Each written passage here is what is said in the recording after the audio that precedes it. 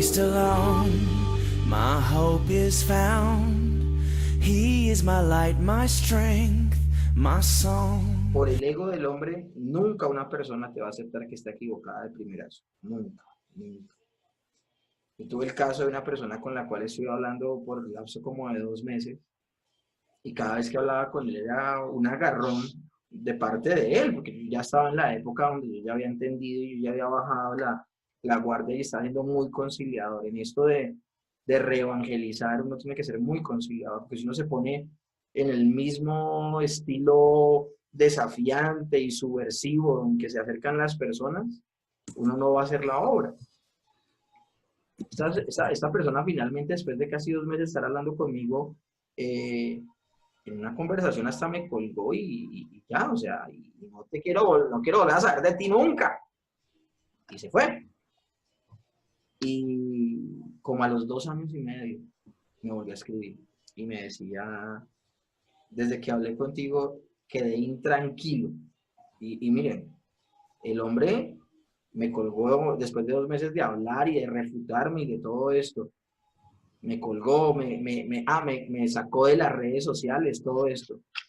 2 años y medio después me contacta y ya está en una iglesia bíblica, ya ha tomado decisiones, abandonó muchas cosas por allá que le han prometido cielo y tierra, pero por no ser bíblicas, las dejó y estaba en una iglesia bíblica y yo era aterrado. O sea, yo soy testigo de primera mano de la suficiencia de las escrituras. Si se tratara aquí de ver caras, de que todo el mundo, haber dicho, ay, te sonríen y te aplauden, yo he visto gente llorando en un sermón que luego se van a pecar. Como también he visto personas que no han expresado una sola emoción en un sermón y se han dedicado a vivir una vida santa. Entonces uno no tiene como de dónde cogerse como para saber cuándo el Señor obró o no obró en una persona realmente a nivel emocional, sino solo con los resultados, con el cambio de vida. Hay gente que le va a costar mucho aceptar verdades, pero cuando Dios está obrando en el corazón de una persona, así la misma persona se resista, así la misma persona se resista y diga y no, terminará uno diciendo sí, sí. O sea, ese fue mi caso. O sea, me puse muy salsa, como que decir yo no creo de a mucho a lo que me están diciendo, pero es que los argumentos bíblicos eran tan fuertes que cuando tú amas la escritura y cuando tú amas a Dios, sencillamente puedes decir lo que dijo Jeremías. Jeremías un día quiso dejar de predicar, pero fue tanto el amor de Dios en su vida que él decía, me atrajiste y me venciste. Más fuerte fuiste que yo. Y eso es lo que pasa cuando una persona ama al Señor realmente. Termina claudicando aún a su propia manera de pensar y se alinea a las escrituras. Deja de ser testarudo y abraza la verdad. ¿Cuántos tipos de fe hay? Porque había como la idea en el aire de que era una diferente fe, la de los milagros a la de la salvación. Entonces se hizo la claridad que no, o sea, solo existe una clase de fe, que es la fe salvífica, la de las escrituras, a la que apunta el Señor a que tengamos todos. ¿Cuál es esa fe? La fe es la absoluta confianza en el Señor, ¿ok? Dice aquí, debido a que las notificaciones están desactivadas, sus participantes necesitan actualizar la versión de Zoom para compartir su pantalla. Si alguien le está pidiendo actualizar la versión de Zoom, por favor háganlo. ¿Listo? Entonces, de manera general, lo que se habló en el video era eso. Solo existe una fe bíblica y es la de depositar tu confianza en Jesús. Ahora, ¿cómo yo deposito mi confianza en Jesús si no lo conozco? Ese es el punto. ¿Cómo deposito mi confianza en Jesús si no lo conozco? Y es ahí donde se empieza a evaluar la efectividad de la oración de fe.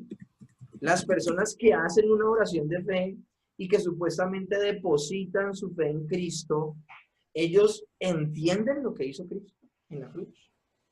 Ellos alcanzan a dimensionar la condición en que se encuentran y la necesidad que tienen de un Salvador. Y viendo esa necesidad y considerándose a sí mismos perdidos, depositan su confianza completa y absolutamente en la obra de Cristo? Díganme ustedes mismos respóndanme, por favor, y no se abstengan a hacerlo.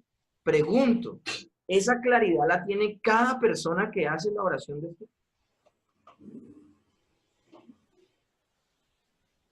Estoy aguardando a que me conteste. Pastor, buenas noches. Hola, Pati, ¿cómo estás? ¿Puedo opinar? Claro, claro, pues les estoy haciendo la pregunta es para eso, para que ustedes me digan. ¿Esa claridad Bueno, la tienen las personas? pero es que si nos ponemos en esa situación específica, pues yo recibí a Jesús a través de una oración.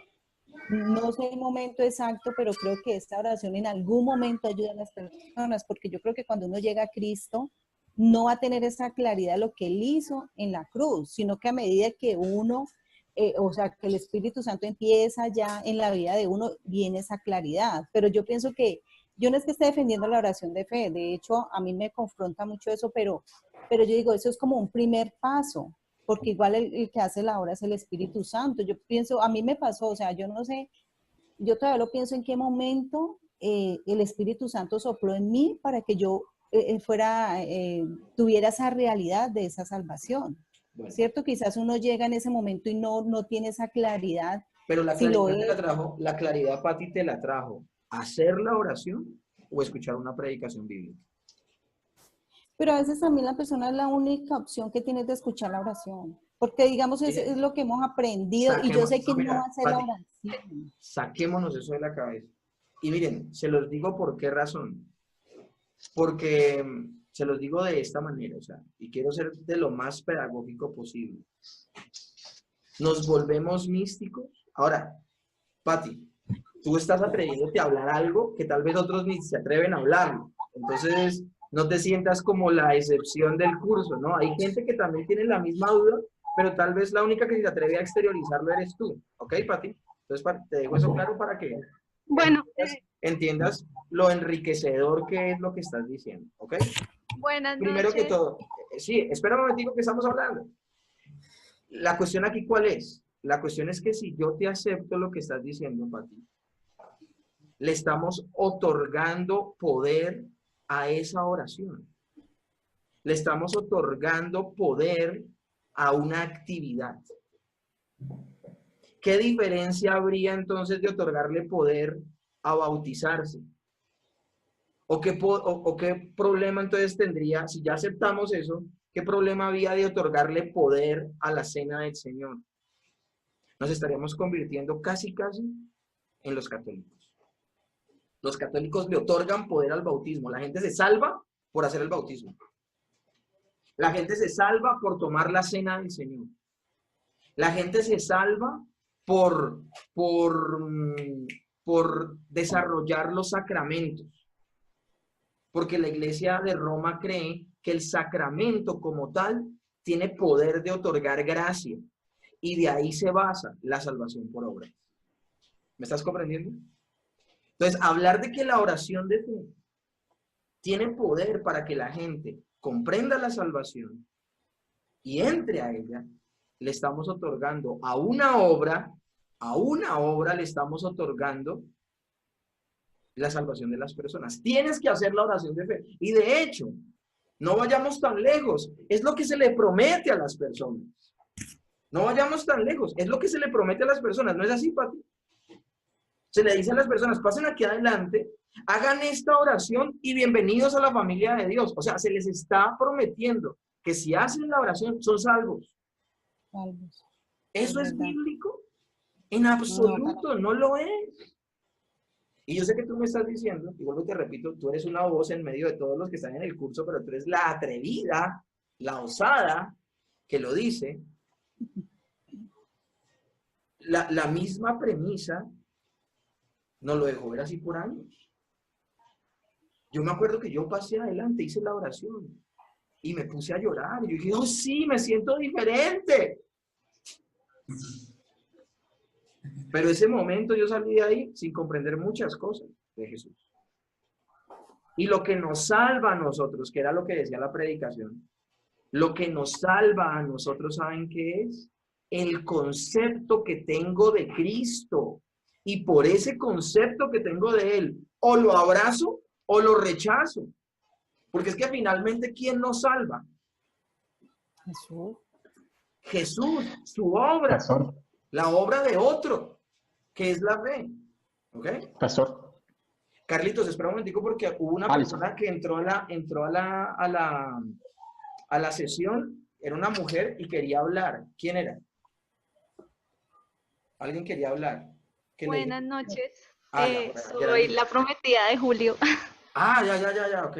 Diana. Dianita, ¿eras tú la que querías hablar? Sí, Ok, dale, cuéntame. normalmente nunca hablo, pero bueno. Lo que pasa es que sí, creo que hay como, no tanto creo que la oración es mala, porque al fin y al cabo Jesús dejó un Padre Nuestro como ejemplo. O sea, la oración no es mala. Creo que la intención a veces es lo errado. ¿A qué me refiero? Yo venía de una iglesia católica, digamos, para perdón de las almas o algo, repetías 10 Padres Nuestros, hacías muchas Aves Marías y con eso tú creías que ya con eso estabas. Pero ¿qué pasaba? Muchas veces se repetía. Dios te salve María, el Padre Nuestro que estás en el cielo. Y sí, el Padre Nuestro lo dejó Jesús como ejemplo, claro que sí. Pero es que la intención con la que se estaba haciendo ese Padre Nuestro, a veces ni las personas éramos 100% conscientes de lo que decíamos. O sea, ser consciente de lo que estás pidiendo, de lo que estás, o sea, de que estás dándole al principio una gloria a Dios, de que estás hablando, de que le estás diciendo, perdona mis pecados, de que estás diciéndole, líbrame del mal. O sea, ¿sí? Como que ser realmente consciente y tener claro de lo que estás orando. Y puede que muchas personas, al escuchar una oración de fe, caigan en esa trampa de empezar a que se convierta en una repetición vana, en vez de más allá de que tenga un sentido real, que muchas personas pueden repetirla y dicen, listo, ya con esto ya fui salvo y ya no tengo nada más que hacer, ya me relajo. Y realmente están siendo conscientes de la salvación, siendo conscientes de que tienen pecado, de que alguna vez han pecado, ¿sí? De que, ay, hombre, miraste una película mala y habían imágenes porno, ya estás adulterando. ¿Fuiste consciente de eso en algún momento? No, a veces en esa oración no se es consciente de todas esas cosas. Y es que ahí es donde viene el problema. Ahí es donde viene el problema. Ya te doy la palabra, Vilma. Ahí es donde viene el problema. Cuando hablamos, a Julio le decía a alguien, es que la Biblia dice, el que confiese con su boca que Jesús es el Señor será salvo.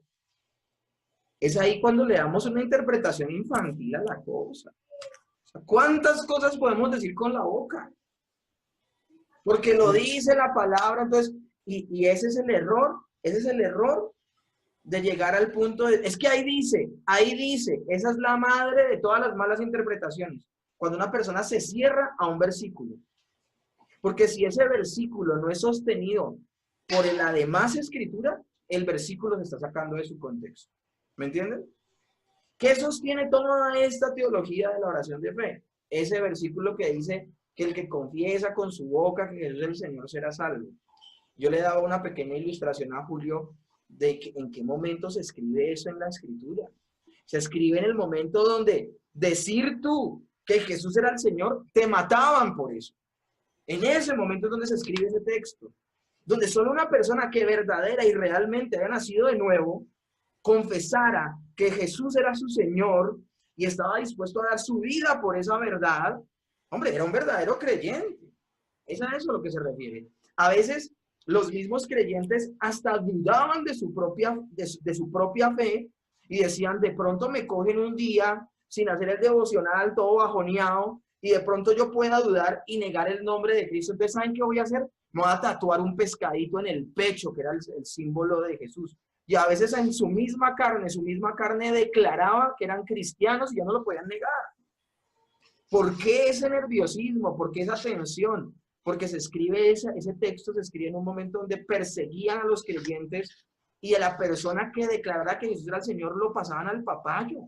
Eso fue lo que le pasó a Policarpo. A Policarpo le dicen, di que el César es rey, Kaiser Kyrios.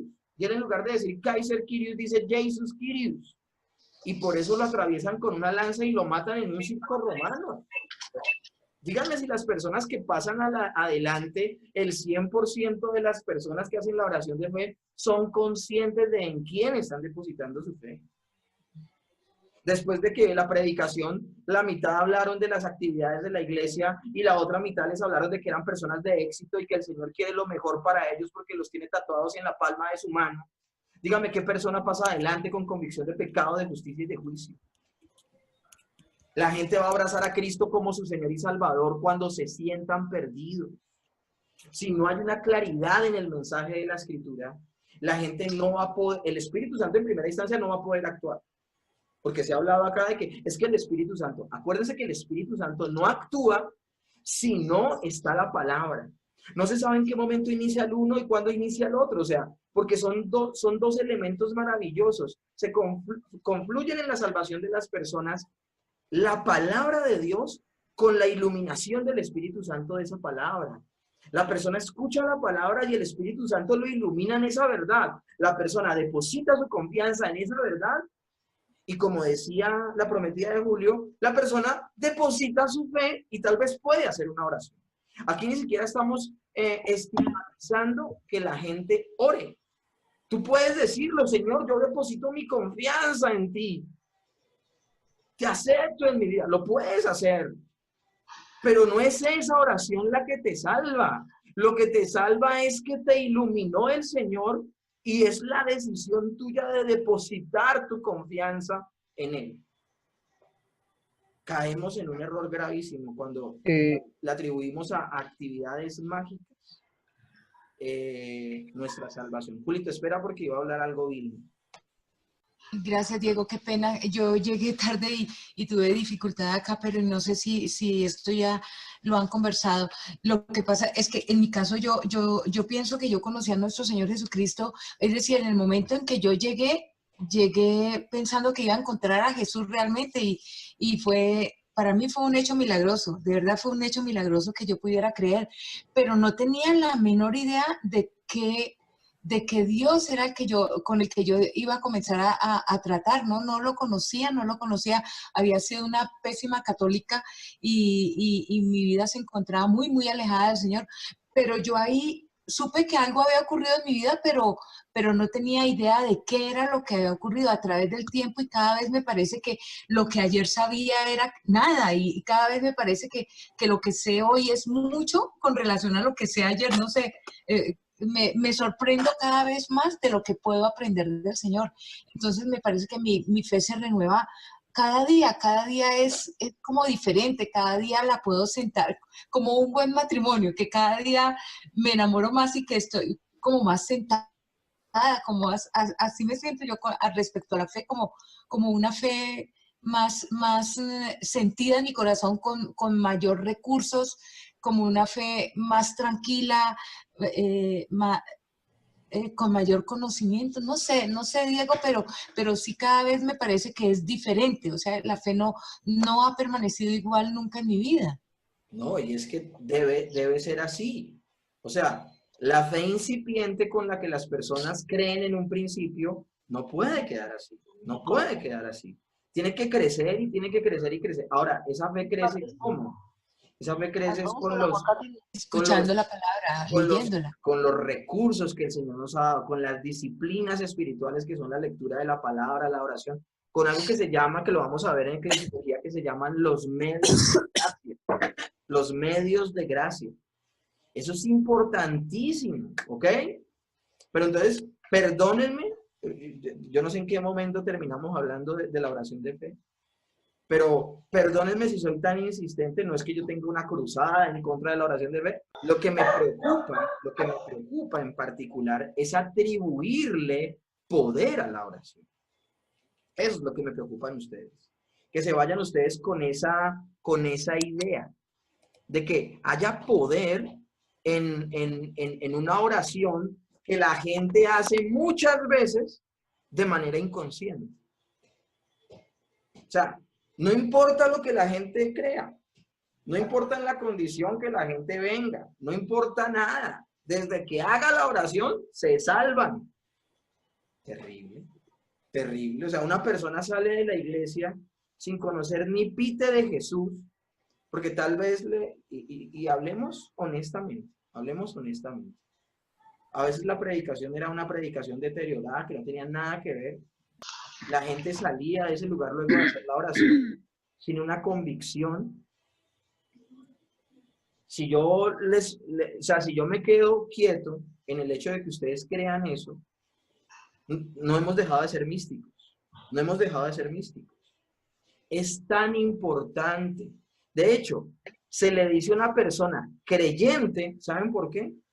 A una persona se le dice creyente porque entendió su estado, entendió lo que hizo Jesús y por eso lo abraza. Ahora, no lo sabe de manera minuciosa. Vilma me lo decía hace 20 días atrás. ¿Qué es eso de propiciación? ¿Qué es eso de redención? ¿Qué son esas palabras tan raras como las que te vamos a empezar a aprender en este curso? Si se dan cuenta, no de manera minuciosa vas a saber cada aspecto de la teología para poder ser salvo, pero en principio sí lo básico. En principio debes entender lo perdido que tú estás sin Dios. En principio debes entender que Jesús es Dios y tomó la forma de hombre y vivió una vida perfecta y pagó por tus pecados. Pagó por tus pecados y fue el mediador que sin merecerlo tomó tu lugar. Y tú al ver eso, lo abrazas. O sea, cuando yo hablo de la oración de fe, yo no la hablo de que tengamos toda la fe puesta en que esa oración es la que va a salvar a la persona, ni que es a través de una iglesia. Por ejemplo, cuando hacemos el evangelismo personal, ¿cierto? De pronto algunos tengamos la oportunidad con la familia.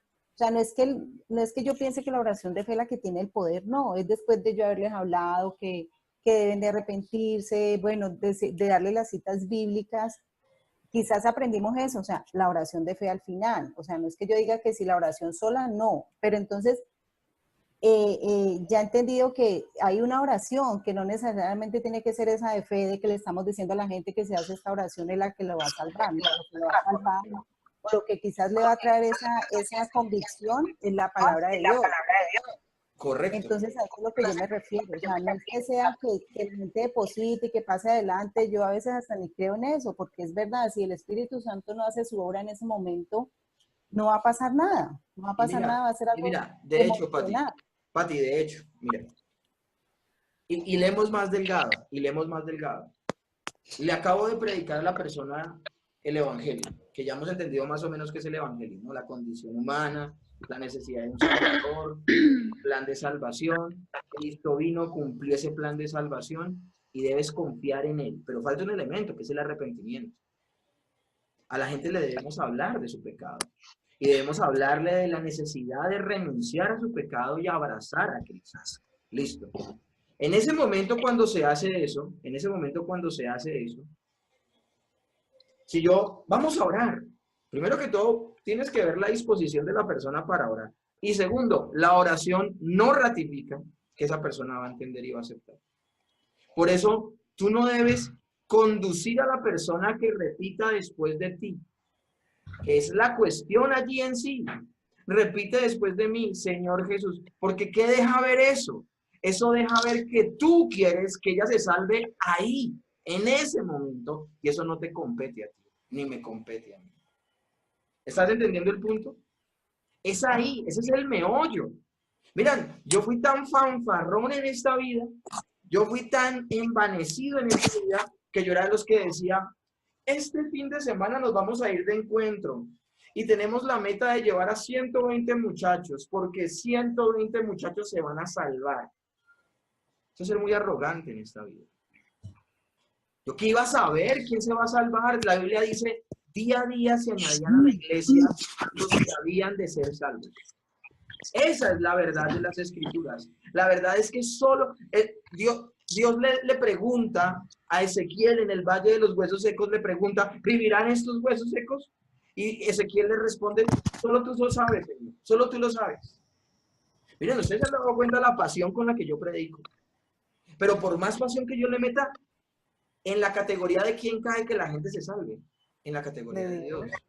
Solo Dios lo sabe. Y yo cuando conduzco a una persona a que repita, soy yo queriendo que esa persona tome ya la decisión. Y eso está mal. Eso se llama coacción. Eso se llama manipulación. No estoy diciendo que no oremos. Yo no estoy diciendo que no oremos al final de predicar a la gente. Uno, de hecho, y no solamente uno debe orar después de predicarles con ellos ahí. No, uno también debe orar cuando ellos no estén ahí. Y Señor, si tienes un plan con su vida, por favor, ábrele su corazón. Señor, que pase de las tinieblas a la luz. O sea, ahí estás demostrando la dependencia que tú tienes de Dios aún en el evangelismo. Maravilloso. Pero es que no nos damos mentiras.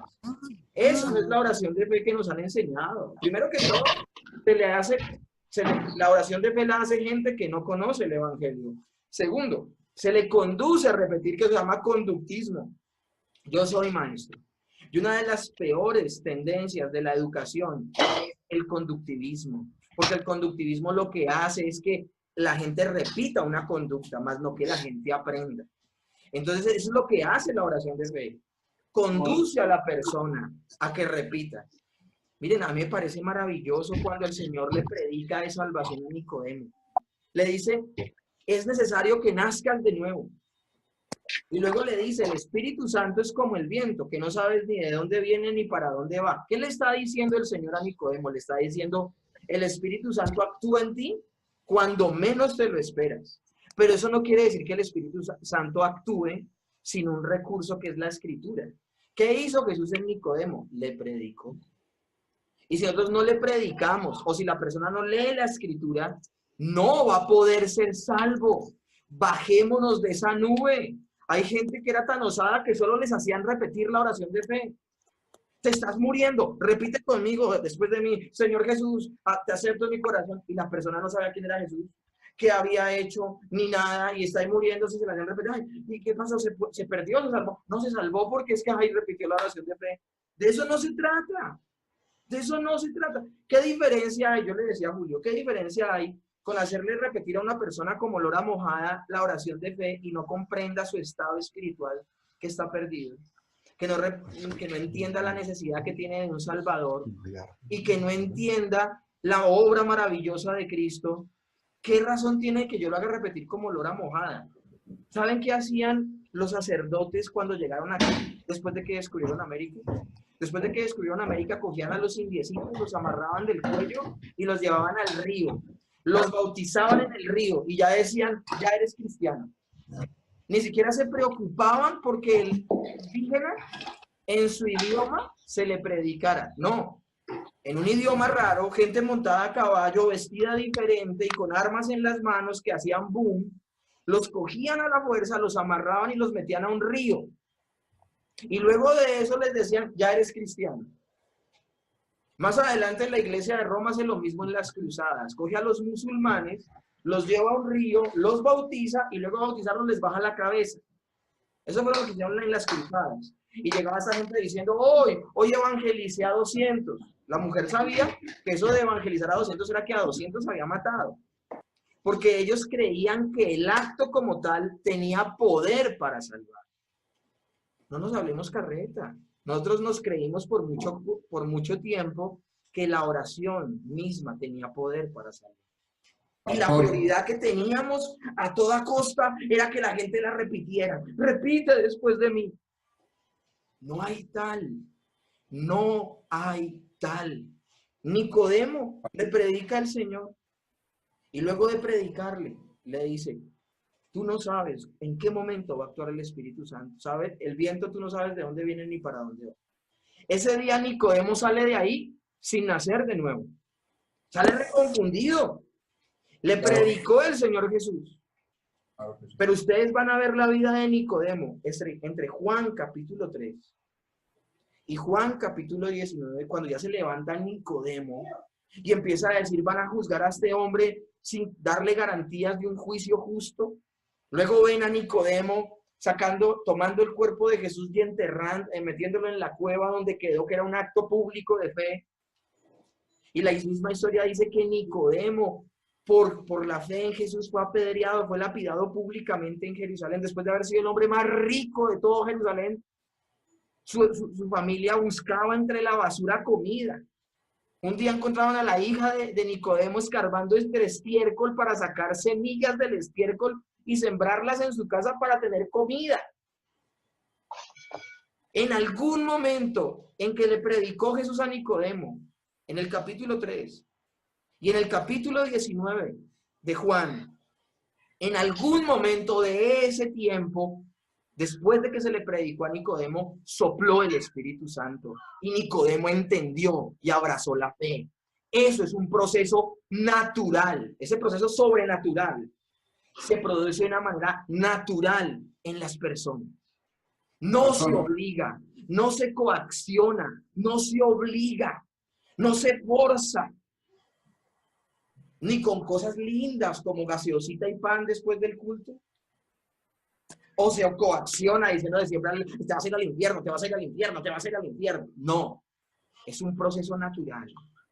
¿Qué tenemos que hacer nosotros? Ya te doy la palabra. ¿Qué tenemos que hacer nosotros? Predicar la palabra de Dios honesta, real, responsablemente el evangelio. Y luego de predicarla, esperar, si es la voluntad del Señor, que actúen las personas. Y las personas depositen su confianza, pero una confianza no infantil, no una confianza momentánea, no, una real confianza, producto de una convicción. ¿Ustedes por qué creen, mis hermanos? ¿Ustedes por qué creen que hay hijos de pastores que duran 17 años en la iglesia? Nacieron en un hogar cristiano, supuestamente hicieron 10,000 veces la oración de fe, pasaron por 10,000 encuentros y entran a la universidad y desertan de su fe. Porque nunca tuvieron un encuentro personal con el Señor, a pesar de que fueron a miles de encuentros, porque pensaron que el encuentro era en un lugar geográfico.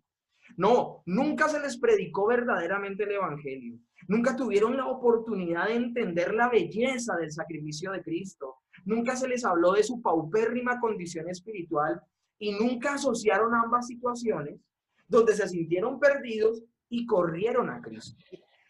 De hecho, cuando una persona empieza a tener convicción de pecado, es la primera señal de que nació de nuevo. Donde se siente tan inconforme y tan mal consigo mismo que ve su única esperanza y ve su única salida a su paupérrima condición abrazando a Cristo. Díganme, mis hermanos, si esa es la manera, si esa es la condición en la que las personas la mayoría de veces pasan adelante a hacer una oración de fe. Pasan adelante porque está mal su matrimonio, porque están enfermos, porque no tienen plata, porque están sin empleo. Se les hace hacer una oración de fe y se les promete, de aquí en adelante las cosas te van a empezar a salir bien. Eso no es el evangelio. Por eso yo les puedo decir con convicción y con conocimiento de causa, un gran porcentaje de esas personas que hacen una oración con unas expectativas nada que ver con respecto al verdadero evangelio, en primera instancia no entendieron el sacrificio de Cristo. No se les puede considerar creyentes y mucho menos son salvas. La salvación no es un acto mágico, es un acto sobrenatural de comprender que Jesús es el Señor, el que nos salva, y correr a Él y poner nuestra confianza, no infantil, sino nuestra confianza real por comprender esa verdad y aferrarse a Él para nunca soltar. Sí. Tenemos que tener en cuenta, pastor, el hecho de la confesión de fe acerca del llamamiento eficaz. Si no tenemos en consideración el llamamiento eficaz y vemos que la salvación es un acto milagroso, que no depende de ti ni de mí, sino que es meramente un acto del cielo, pues lo que podamos hacer no sirve de nada. Aquí la confesión de fe del llamamiento eficaz lo dice muy claro. Aquellos a quien Dios ha predestinado para vida, tiene a bien en su tiempo señalado y aceptarle, llamar eficazmente por su palabra y su espíritu a cualquiera que Dios haya determinado. Así que lo que usted dice, pastor, lo único que tenemos que hacer es hablar del evangelio. Dios es el que se encarga de llamarlo o no llamarlo. Tú no tienes, miren, nosotros no tenemos que ayudarle a Dios. La tarea que tenemos nosotros es predicar. Ahora, si quieres terminar esa predicación con una oración, lo puedes hacer, pero que en la oración sencillamente tú pidas, Señor, abre el entendimiento de las personas, dales luz y que se haga tu voluntad. Pero eso de ven, repite después de mí, no, ojalá se salga de nuestro repertorio cristiano, ¿ok? Que se salga. A lo que llama, a lo que cita más bien Luis Martín, del llamamiento eficaz, es que un verdadero creyente, cuando escucha la verdad del Evangelio, el llamado irresistible es que la persona no se va a poder resistir a la verdad del Evangelio y sencillamente terminará creyendo. Ahora, es un acto voluntario, no es un acto obligado. Lo que pasa es que se identifica tanto con lo que está escuchando que lo cree. Eso es lo que hace, es la obra que hace el Señor en la vida de una persona cuando es verdaderamente creyente. Pero como decía Pablo, ¿cómo creerán en aquel de quien no han oído? ¿Cómo va a creer una persona que pasa adelante y hace una oración repitiéndola si en todo el sermón que le dieron nunca le hablaron de Cristo y nunca les hablaron bíblicamente? Que es el problema que hay al día de hoy. Entonces, para reflexión, ¿no? Para reflexión. Yo les dejé en el chat un video que habla precisamente de la oración de fe. Ahí están los 8 argumentos que da este pastor para refutar el tema de la oración de fe. Entonces, para que le echen una ojeadita luego y a cerrar el tema. Ok, Julito. Muchas gracias de verdad. Dieguito, antes de que hagas la oración para empezar, voy a aprovechar antes de que después de que terminemos la clase algunos se hayan desconectado y no estén todos, aunque faltan algunos por conectarse. Les quiero hacer un recorderis a todos los del curso para que por favor no se les olvide que hay que cancelarle a Diego la inscripción, que ya eran todos los 15 y pues hay personas que todavía no han cancelado.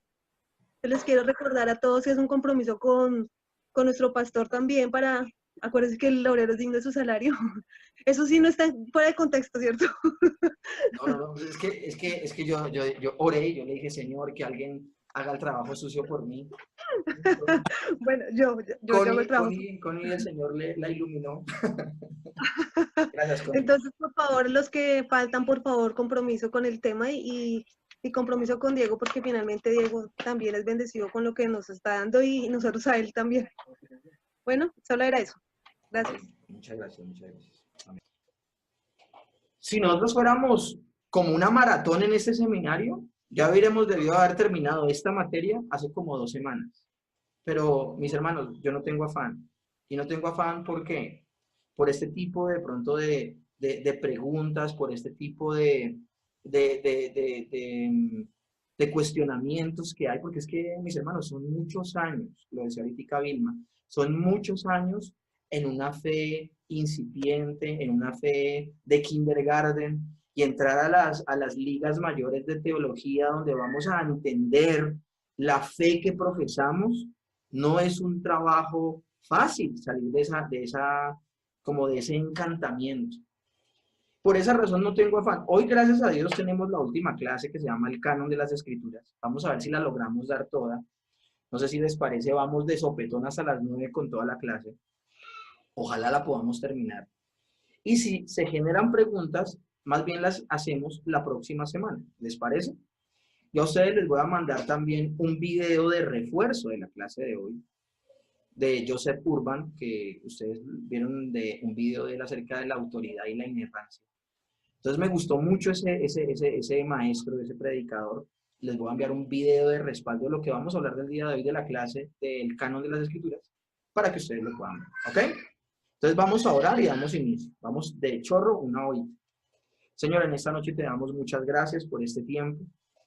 Te doy gracias por cada uno de los hermanos que honestamente, Señor, se acercan a ti a aprender, porque se acercan, esa es la escritura finalmente. La premisa del curso, Señor, es que va a ser bíblico.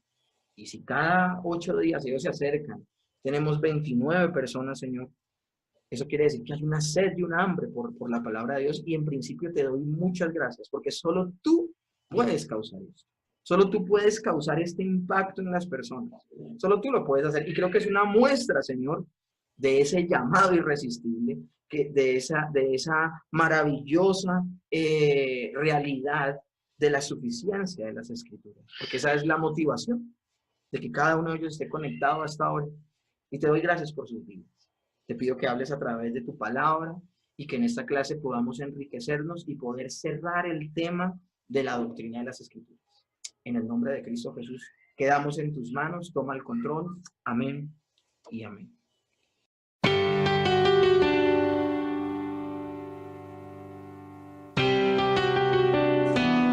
El canon de las Escrituras. ¿Qué pertenece a la Biblia y qué no pertenece a ella? Ya nosotros hicimos de pronto como algunos adelantos de este tema cuando comenzamos a hablar de la autoridad y la inerrancia. Las preguntas se respondieron varias cosas de este tema, pero hoy lo vamos a volver a retomar. El canon de las Escrituras. La palabra canon viene del griego canón y de la palabra hebrea cané, que significa caña de medir. Y la caña de medir era como un metro, como el metro de la época, como la manera en que se podía dar una medida exacta de algo. Entonces se llegó a derivar el término canon, caña de medir, como lo que se debe cumplir para hacer. Y en el caso de la Escritura, llegó a significar una lista de libros que correspondían a la Biblia. La definición. El canon de la Biblia es la lista de todos los libros que pertenecen a la Biblia. Por eso es que hablamos de libros canónicos. Y por eso es que también hablamos de libros deuterocanónicos, como nombra, por ejemplo, la versión de la Biblia de los católicos que dice contiene libros deuterocanónicos, que significa libros fuera del canon, que eran los libros que hablábamos en esa época que ustedes me preguntaban sobre los apócrifos. Todos los libros que no pertenecen al canon se llaman libros apócrifos o deuterocanónicos. Y la sociedad bíblica sabe que cuando saca una Biblia, tiene que aclarar en algún momento y en alguna parte de la Biblia tiene que aclarar que dice, contiene libros deuterocanónicos, o sea, fuera del canon. Porque hay un canon. Un tema de gran importancia. Las palabras de las Escrituras son las palabras por las cuales nutrimos nuestra vida espiritual. Y por esa razón nosotros tenemos que tener la claridad exacta de qué es Biblia y qué no es Biblia. Deuteronomio 32:47 dice, porque no son palabras vanas para ustedes, sino que de ellas depende su vida. Por ellas vivirán mucho tiempo en el territorio que van a poseer al otro lado del Jordán. Ahora, ese texto hay que meterlo en esa revelación progresiva. Aquí está hablando de lo necesaria que es la Escritura, pero lo está posicionando en el momento donde ellos están a punto de entrar a la tierra prometida. Entonces, de pronto no tiene aplicación para nosotros en esa parte de por ellas vivirán todo el tiempo en el territorio que van a poseer al otro lado del Jordán. A nosotros se nos podría aplicar ese texto como diciendo, por ellas vivirán en todo tiempo de este peregrinaje que estemos en esta vida terrenal. ¿Ok? Ya nuestra manera de ver la vida es más amplia que solamente ese hecho histórico de que ellos iban a poseer la tierra prometida. Porque no son palabras vanas para ustedes. ¿Y por qué no son vanas? Porque es la palabra de Dios. Son autoritativas para nuestra vida. Por esa razón es importante entender que añadir o sustraer de las palabras de Dios sería impedir que el pueblo de Dios obedezca plenamente la palabra. No le puedo ni quitar ni poner. ¿Por qué se habla de un canon? Porque son esos 66 libros. 39 en el Antiguo Testamento, 27 en el Nuevo, que componen la palabra de Dios. Y es muy importante. Deuteronomio 4:2 dice, no añadan ni quiten palabra alguna a esto que yo les ordeno. Más bien cumplan los mandamientos del Señor su Dios. Para confiar y obedecer a Dios absolutamente debemos tener una colección de la palabra de la que estemos seguros que son las propias palabras que Dios nos entregó a nosotros. Y es ahí donde se vuelve, Claudia Castañeda, perdón, te voy a pedir el favor, apaga el micrófono porque se está sonando lo que haces. Así no hables porque está sonando cositas que mueves allí y esto, entonces, por favor, desconectemos el micrófono. En la parte posterior hay un micrófono, ahí lo puedes anular. El canon del Antiguo Testamento, por eso se vuelve tan importante detectar cuáles son esos libros. ¿Dónde? Y aquí tenemos que hacernos primero la pregunta, ¿dónde inicia o dónde comienza la idea de un canon? Es decir, ¿de dónde viene la idea de que el pueblo de Dios, el pueblo de Israel, debía preservar una colección de la palabra de Dios escrita. Se comienza cuando Dios le habla a Moisés de la necesidad de escribir la palabra. Hasta ese momento solamente la fe se había había trascendido de una generación a otra a través de ¿qué? De la tradición oral. Se le había dicho a una persona y a otra, le comentaban las historias de Abraham. Preservó la fe en sus hijos porque él les contó de primera mano lo que había pasado. Y de manera sucesiva, sus hijos, a sus hijos, y a sus hijos, y a sus hijos. Pero llega un momento en particular donde el pueblo de Dios dejó de ser esas 70 personas que entraron tímidamente a Egipto. Y esas 70 personas en 430 años se convirtieron en casi 1 millón de personas. Ya eran el pueblo de Dios. Se había cumplido la palabra de que iban a ser como las estrellas del cielo, incontables. Eran muchos. Eran tantos que hasta el faraón egipcio temió y dijo, mejor dicho, hagamos los esclavos porque si no estos nos van a acabar. Cuando ellos salen de Egipto, son una gran nación. Y en ese momento ya es importante que, que la fe no trascienda solo de manera oral, sino que el Señor muestra la necesidad de escribir la palabra para que quede un documento escrito. Así como dicen, por ejemplo, en el colegio donde yo estaba hace poco, decían, esta reunión es tan importante que necesito que quede en un acta.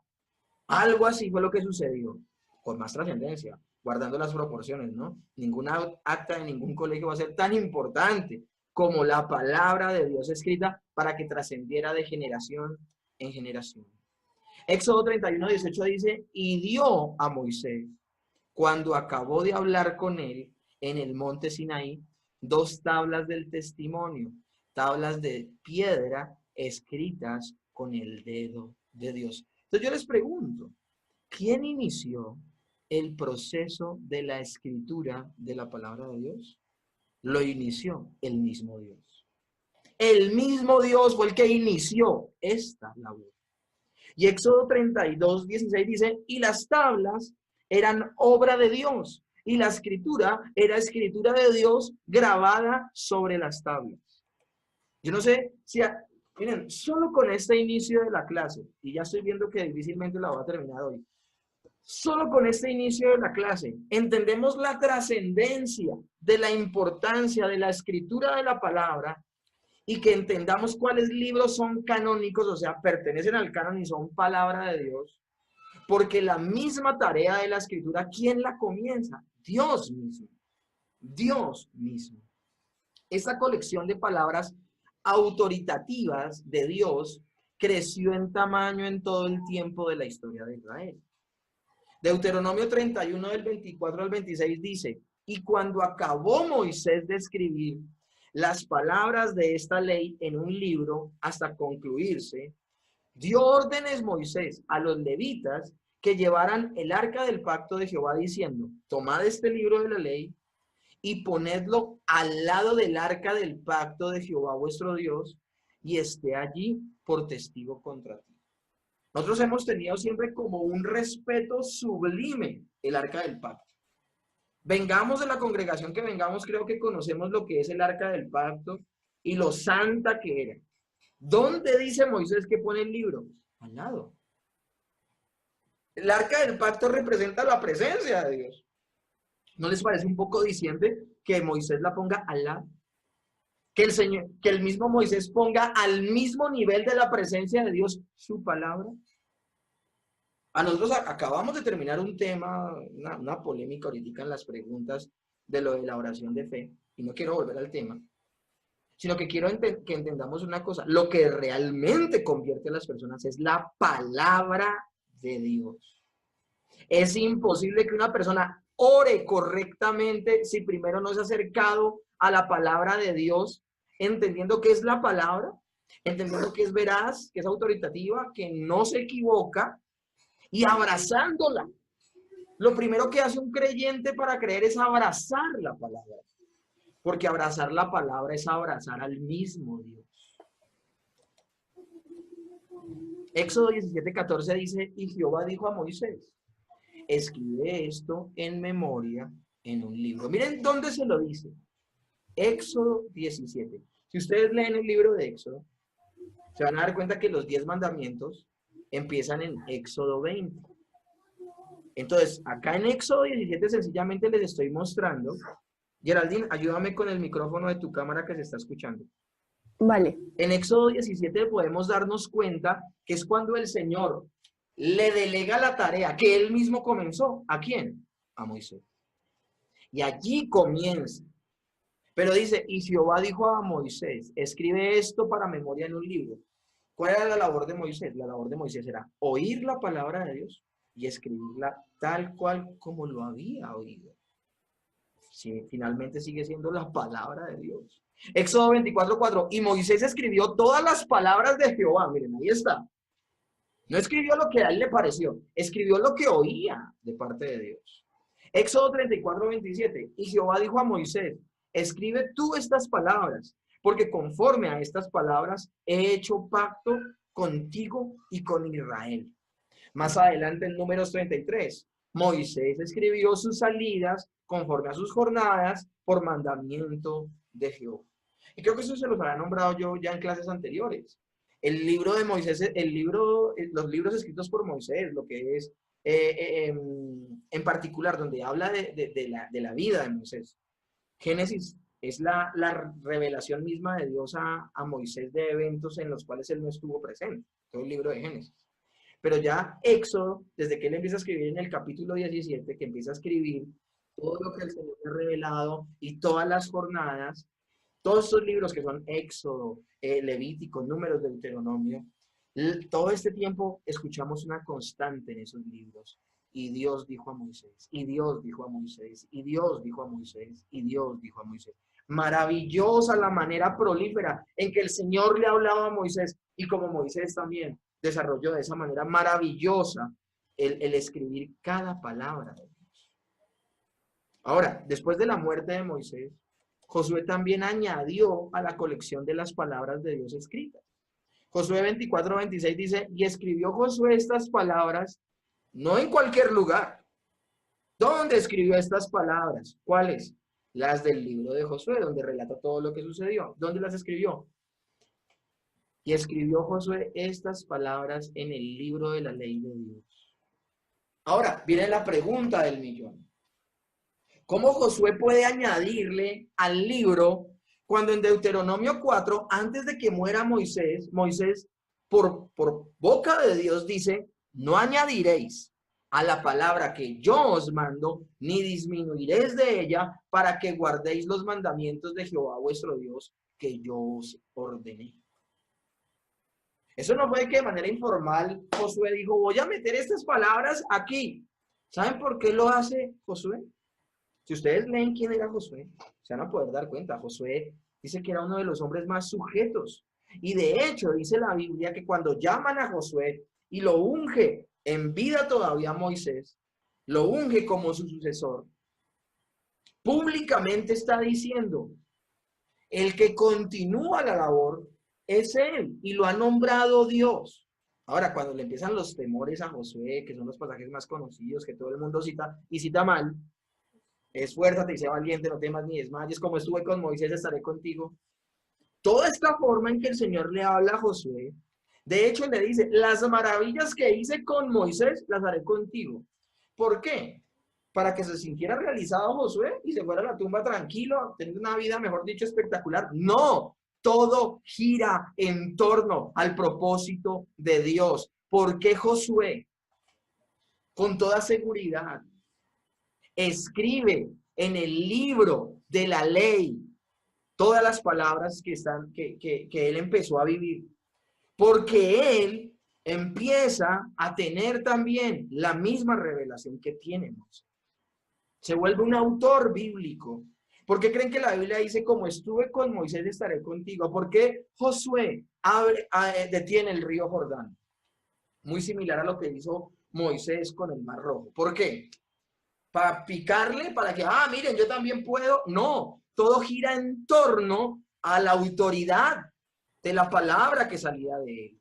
Si el Señor permite que ellos hicieran milagros, era para que se dieran cuenta que Dios estaba con ellos y que las palabras que ellos daban eran autoritativas.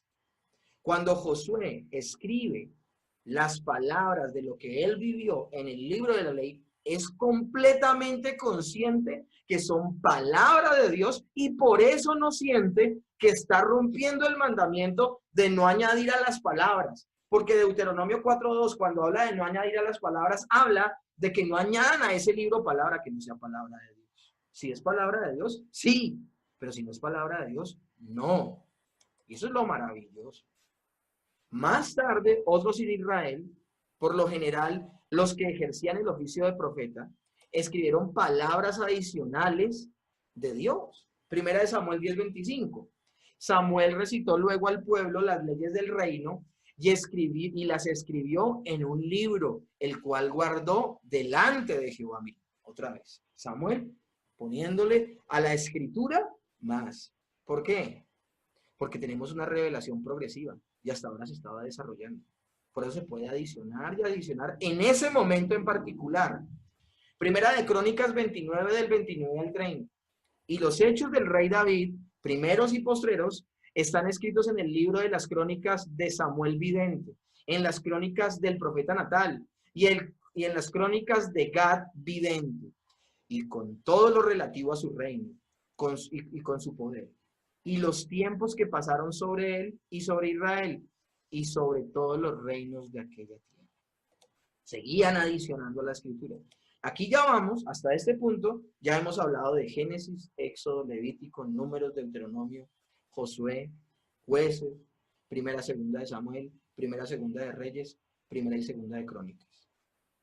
Miren lo que dice Segunda de Crónicas 26-22. Los demás de los hechos de Usías, primeros y postreros, fueron escritos por el profeta Isaías, hijo de Amos. Aquí ya está hablando de los profetas mayores. Segunda de Crónicas 32-32.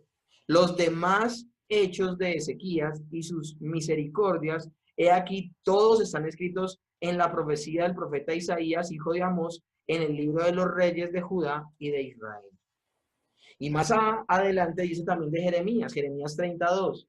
Así habló Jehová Dios de Israel diciendo, escríbete en un libro todas las palabras que te he hablado, porque ellos con libertad añadían a la escritura de la ley, que es el Pentateuco, los 5 primeros libros, porque era mismo mandato de Dios, porque la revelación era una revelación progresiva y se estaba desarrollando. El contenido del canon del Antiguo Testamento continuó creciendo hasta el tiempo del fin del periodo profético. ¿Cuándo fue el fin del periodo profético? Ageo en 520 a.C., paralelo a Zacarías en el 520-518 a.C. ¿Por qué va de para atrás? Porque acuérdense que antes de Cristo todos los números van de para atrás. Malaquías alrededor del 435 a.C. Hasta ahí, Malaquías, que es el último libro que tenemos en el Antiguo Testamento, se cree que fue el último en escribirse en el 435 a.C. Y desde ese momento dejó Dios de hablar. Aproximadamente después del 435 a.C. no hubo más adiciones al canon del Antiguo Testamento. De hecho, la literatura judía fuera del Antiguo Testamento creía que las palabras debidamente autoritativas de Dios habían cesado. Miren lo que dice el libro de Macabeos, que es un libro bueno para leer de manera histórica, pero no es un libro inspirado y aparece como un libro deuterocanónico dentro del canon que se inventaron allá la iglesia de Roma en la Contrarreforma, que metieron un poco de libros que no eran del canon. Y Macabeos es un libro que habla de eventos históricos. Y yo lo puedo leer de manera académica como un libro histórico que me pueda dar herramientas, pero no me puedo acercar a él como palabra de Dios porque no es palabra de Dios. Entonces tengan cuidado. Miren lo que dice Primera de Macabeos 4, del 45 al 46, entendiendo que no es palabra de Dios, sino que lo tenemos como una referencia histórica. Ya que los paganos lo habían contaminado, lo demolieron y depositaron sus piedras sobre la montaña del templo. en un lugar conveniente hasta que surgiera un profeta y resolviera lo que había que hacer con ellas. Está hablando de una construcción que se corrompió y que fue corrompida por los paganos. Y lo que hicieron fue demolerla y depositaron, como dice, las piedras sobre la montaña del templo, pero no sabían qué hacer con eso. Y por eso lo dejaban allí hasta que se levantara un profeta y resolvía qué hacer con eso. O sea, cuando leemos esta historia de Macabeos, ¿qué nos deja ver? Nos deja ver que el mismo pueblo judío era consciente que había cesado de hablar Dios. Era consciente de que hasta Malaquías Dios se pronunció. Y de ahí en adelante, toda la literatura que se generó, porque se generó literatura en esa época, esos 400 años de silencio, que terminarán ya en el Nuevo Testamento, con el advenimiento de Juan el Bautista y de nuestro Señor Jesucristo, llegará el cumplimiento de la promesa. En esos 400 años se generaron libros, sí, pero ni siquiera el pueblo judío se los atribuyó a revelación divina, sino que ellos comprendieron que eran libros escritos por hombres, mas no que eran profetas inspirados por Dios y que el Señor les revelara alguna clase de verdad como para tenerlos en cuenta y hacerlos parte del canon. Primera de Macabeos 9:27, nuevamente leyéndolo de manera histórica. Esta fue una gran tribulación en Israel, hablando de un evento particular, como no se había visto desde que dejaron de manifestarse los profetas. Miren que la referencia histórica que ellos usan para hablar de un evento, ya si ustedes quieren saber cuál es el evento, pues tienen que leerlo en su contexto. Pero para referenciar, dice, esta fue una gran tribulación para Israel, como no se había visto desde que dejaron de manifestarse los profetas. Era una verdad absoluta para todo el pueblo de Israel, que hasta el 435 antes de Cristo, en boca de Malaquías, fue la última vez que Dios habló. José, pues, un historiador del Antiguo Testamento, judío, que vivió en la época del primer siglo. Miren lo que habla. Desde Artajerjes, Josefo va desde el 37 o 38 después de Cristo.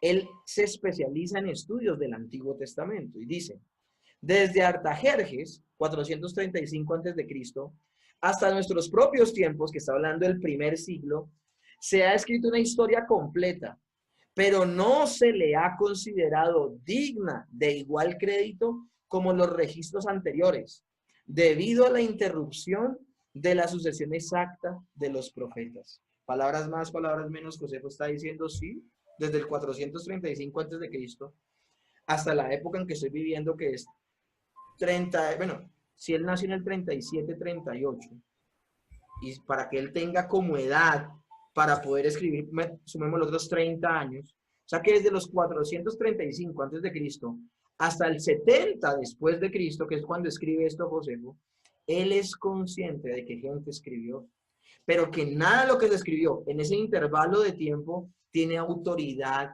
canónica o inspirada por Dios. La literatura rabínica también nos sirve de respaldo.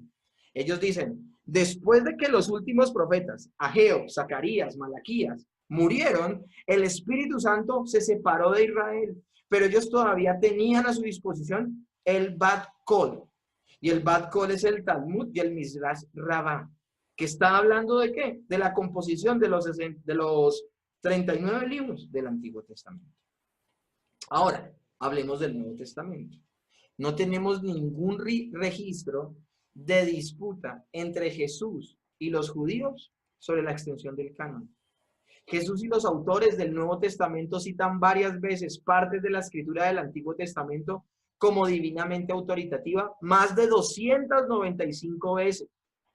Pero ni una sola vez citan como divinamente autoritativos algunas afirmaciones de los libros apócrifos ni de ningún libro escrito. De hecho, cuando estamos hablando de que la gente del primer siglo, contemporáneos del Señor Jesús, cuando él vivió su vida en la carne aquí en la tierra, nunca citaron un libro apócrifo para apoyar sus doctrinas. Entonces los autores del Nuevo Testamento concordaban que el canon establecido en el Antiguo Testamento son las mismas palabras de Dios. ¿Qué entonces diremos acerca de los libros apócrifos? La colección de libros incluida en el canon por la Iglesia Católica, pero excluida del canon del protestantismo. ¿Por qué? Esa es la pregunta. ¿Por qué fueron excluidos? Bueno, el término apócrifo, yo ya se los había dicho a ustedes, significa oculto, habla de cosas ocultas. Y voy a nombrarles cuáles son esos libros. Primera y segunda de Esdras, que está en rojito, porque pues ya les voy a explicar. Tobías, Judith, adiciones de Esther, Sabiduría, Salomón, Eclesiastés, Baruch, el cántico de los tres jóvenes santos, Susana, Bel y el dragón, la oración de Manasés y primera y segunda de Macabeos. La inclusión de varias apócrifas y pseudoepígrafas, que yo también les había explicado a ustedes qué es pseudoepígrafo. Pseudoepígrafos son esos libros que dicen tener un nombre de un autor, pero que no fueron escritos por ese autor, como por ejemplo el Evangelio de Judas, o el Evangelio de Tomás, o el Evangelio de María Magdalena, el Evangelio de Pedro. Ninguno de esos libros los escribió ni Judas, ni Pedro, ni María Magdalena, sino que son pseudoepígrafos. Personas que dijeron llamarse así, pero que los autores son otros. La inclusión de varias apócrifas y pseudoepígrafa en el canon de los primeros cristianos no se hizo de una manera en acuerdo o en el periodo más temprano, sino que ocurrió en el cristianismo gentil, después de que la iglesia rompió con la sinagoga, entre aquellos cuyo conocimiento del canon cristiano primitivo se estaba volviendo nebuloso. Eso lo dice Roger Berkun. ¿Y esto qué quiere decir? Quiere decir que los judíos nunca aceptaron los libros apócrifos como escritura. Los judíos. ¿Cuáles libros? Los que recién mencioné. Aún el mismo hecho de que Jerónimo incluyó los libros en la Vulgata latina, terminada en el 404 después de Cristo, de alguna manera algunos dicen que eso dio respaldo a su inclusión. Pero si Jerónimo los metió allí. Pero tenemos que no perder de vista algo. El hecho de que no tuvieron original en hebreo que los respaldara, los excluye del canon judío. La falta de citas de ellos en el Nuevo Testamento también los descarta por completo para que sean libros autoritativos o inspirados, divinamente escritos. No son válidos. Muchos los vieron con suspicacia, rechazaron su autoridad. En principio, si ustedes me preguntan a mí, uno del mayor peso que hay, de los argumentos de los que he dado hasta este momento, más fuertes con respecto a los apócrifos, es que uno, no eran contemplados en absoluto por los judíos. Y segundo, no hay cita de ellos en absoluto en ninguno de los evangelios. No son citados en absoluto por Pedro, por Juan, por Pablo, por ninguno de los autores bíblicos son citados. Y ustedes saben que los autores bíblicos se relacionan entre sí, sobre todo el Nuevo Testamento. Los autores del Nuevo Testamento citaban de manera prolífera el Antiguo Testamento diciendo su cumplimiento en la persona de Cristo. Nunca son citados los libros apócrifos. La lista de Melitón. Melitón es un obispo de Sardis aproximadamente en el 170 después de Cristo, que es uno de los listados más antiguos que tiene la iglesia acerca del Antiguo Testamento. Miren la precisión que muestra Melitón, aproximadamente en el 170 después de Cristo. Cuando vine al este y llegué al lugar en donde estas cosas se predicaban y hacían, y aprendí con precisión los libros del Antiguo Testamento, anoté los hechos y se los envié. Estos son sus nombres.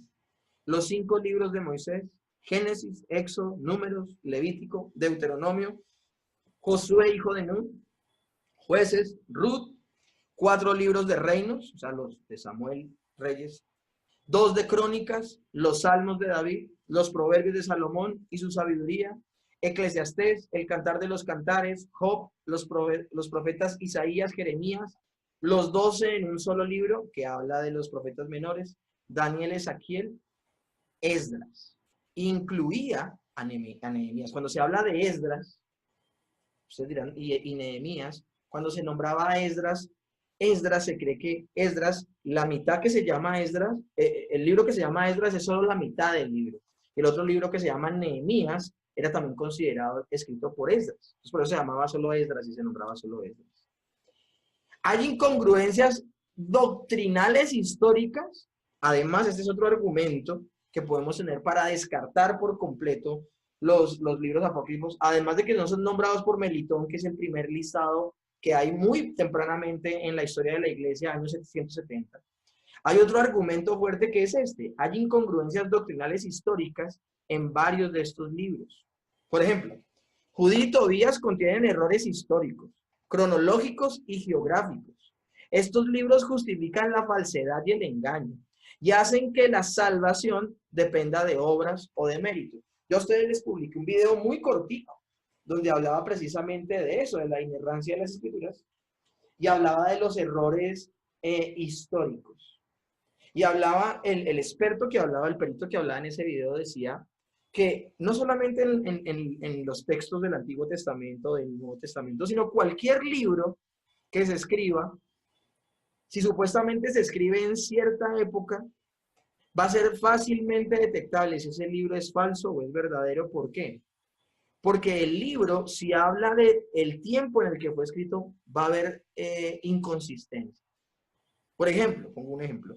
Si alguien escribiese un libro diciendo que fue escrito en el siglo XVI, un libro que fue escrito en el siglo XVI, y en el libro empieza, se toma tanta confianza el autor de escribir y empieza a escribir de las grandes autopistas y de las luces de neón, y empieza a hablar de carriles de velocidad y carriles que no son de velocidad.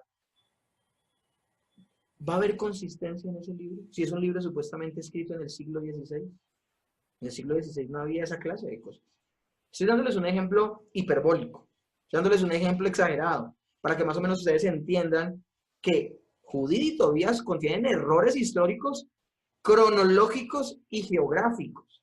Históricos, de personas, de acontecimientos completamente errados. Cronológicos, que habla de cultura general que no existía en la época donde supuestamente esos libros fueron escritos. Y geográficos, porque habla de zonas del mundo que están completamente mal descritas. Por otro lado, Eclesiástico y Sabiduría de Salomón inculcan una moral basada en la conveniencia. Sabiduría enseña de la creación del mundo con materia preexistente. Cuando nosotros vamos a darnos cuenta, ahorita que comencemos la doctrina de Dios y hablemos de la creación, nos vamos a dar cuenta de que nuestra creación fue hecha ex nihilo, que significa que de la nada se hizo todo. Que la Biblia dice que la palabra de Dios es la que creó todo, no que existiera material preexistente. Entonces se está contradiciendo. Los libros de Judith y Tobías hablan de la salvación dependiendo de obras o de mérito, contradiciendo el resto de la escritura. Pongamos un ejemplo. Sabidurías 11:17 dice: tu mano omnipotente, que de la materia sin forma, creó el mundo. Díganme cómo uno concilia este texto, donde dice en el Nuevo Testamento que Dios hace lo que es de lo que no es. ¿Cómo yo concilio esos dos pasajes del Nuevo y del Antiguo? No se puede. ¿Por qué? Porque sabiduría está citando algo que no es inspirado de Dios. Eclesiástico enseña a dar limosna para hacer expiación del pecado. Y acá es donde uno se entera y uno entiende por qué la Iglesia de Roma, en el Concilio de Trento o Contrarreforma, incluye los apócrifos. ¿Por qué ellos incluyen los apócrifos? Ellos incluyen los apócrifos para justificar las indulgencias. Por eso lo incluyen. Con textos como los de Eclesiástico, ellos podían decir: no, pero mire que la Biblia sí dice que dando plata se salva a la gente. Lo único que buscaban era afianzar de alguna manera su falsa doctrina. En lo que dice Eclesiástico 3:30. El agua apaga el fuego que arde, y el dar limosnas consigue el perdón de los pecados. ¿Hay alguien con el micrófono abierto? Por favor, ciérrelo. Gracias. Vuelvo a leer Eclesiástico 3:30.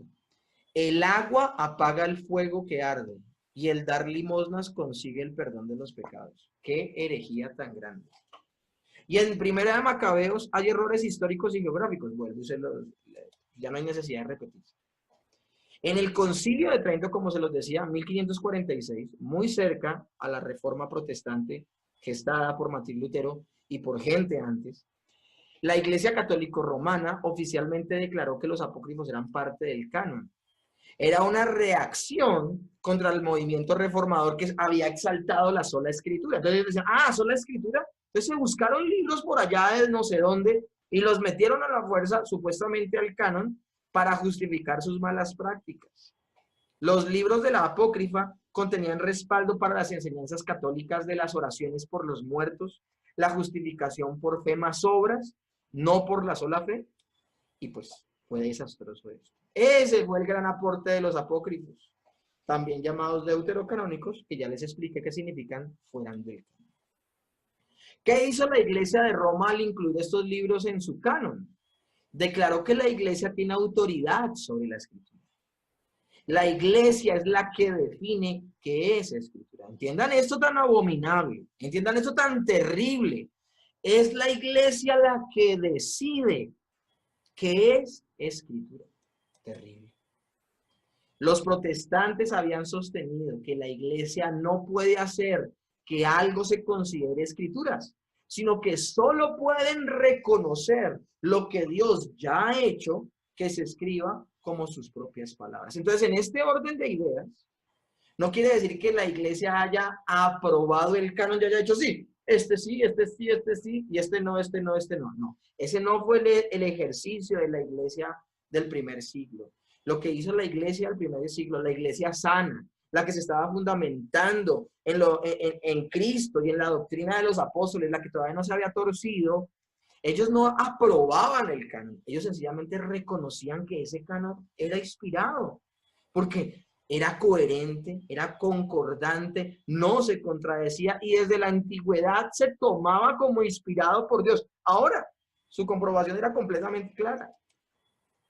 Así que los escritos de los apócrifos no se deben considerar en manera absoluta como parte de las Escrituras. Primero que todo, ninguno de ellos afirma tener la misma clase de autoridad que tenían las Escrituras del Antiguo Testamento. Por ejemplo, en el libro de Tobías dice, y perdonarán si me equivoco. Pero es que ¿quién no se equivoca?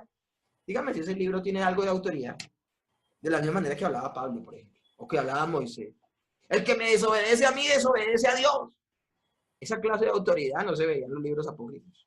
Segundo, los judíos, de quienes ellos se originaron, porque esos libros apócrifos son escritos por otros judíos, ya sean que se dejaron ver como quien eran, los macabeos, o aquellos que usaron nombres falsos para escribirlo, pero finalmente eran judíos.